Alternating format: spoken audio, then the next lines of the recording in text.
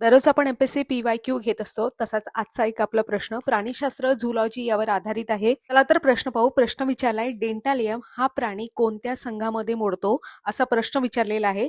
त्यामध्ये ऑप्शन दिलेले आहेत: मोलुस्का, ॲनेलिडा, आर्थ्रोपोडा आणि इकायनोडर्मॅटा. इथे तुम्हाला हा डेंटालियम प्राणी दिसत असेल. याच्याबद्दल थोडक्यात सांगते. डेंटालियमचे प्रमुख वैशिष्ट्य असं आहे की संघ याचा मोलुस्का आहे, जो तुम्हाला सांगितला. संघाला फायलम म्हणतात, लक्षात ठेवा. आणि वर्ग क्लासवर विचारला तर स्कॅफोफोडा आहे. आणि आकार जो आहे हत्तीच्या सुळ्यासारखा दिसत आहे ना तुम्हाला, हत्तीच्या सुळ्यासारखा आकार. आणि हा प्राणी कुठे राहतो तर समुद्राच्या तळाशी वाळूत राहणारा हा प्राणी आहे. आता लक्षात ठेवा एक गोष्ट की प्राणीशास्त्र झुलॉजी या विषयावर आधारित ग्रुप बी आणि ग्रुप सी ला पर्टिक्युलरली प्रश्न असतातच असतात.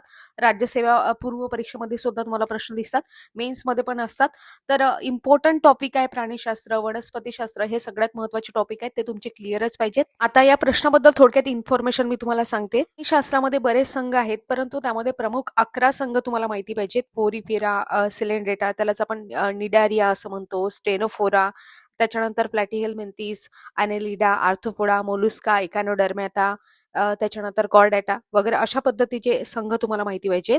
एक गोष्ट लक्षात घ्या, इथे तुम्हाला ॲनेलिडा सांगितलेला आहे. ॲनेलिडामध्ये प्रामुख्याने गांडूळ आहे, वलय प्राणी आहे, ते मोडत असतात, म्हणून लक्षात ठेवा, कारण हा प्रश्न विचारून झालेला आहे. आर्थ्रोपोडामध्ये जे काही सगळे कीटक आहेत, प्रामुख्याने जे काही जॉईंटेड लेग आहेत, असे जॉईंटेड लेग असणारे म्हणजे सांधे पाय असलेले कीटक मोडतात, खेकडा कीटक वगैरे. आणि जगातील सर्वात मोठा संघ आहे, याबद्दल तुम्हाला माहिती पाहिजे. मोलुस्का दुसऱ्या क्रमांकाचा आहे. मोलुस्कामध्ये आणखी कोण कोण मोडते माहितीये का?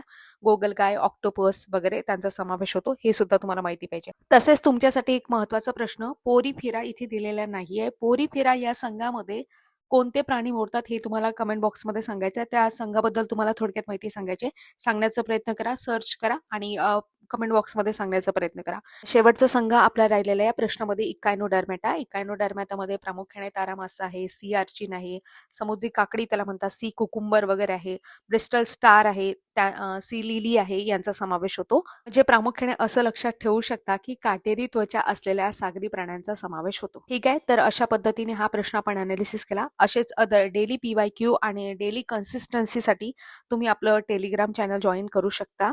आवडल्यास तुमच्या मित्रमैत्रिणींपर्यंत पोहोचू शकता. तुमचे काही प्रश्न वगैरे असतील तर ते सुद्धा तुम्ही कमेंट बॉक्समध्ये बिंदासपणे बोलू शकता. भेटूया अशाच नवनवीन व्हिडिओसह पुढील भागामध्ये. तोपर्यंत तुम्हा सर्वांचे मनापासून आभार. धन्यवाद.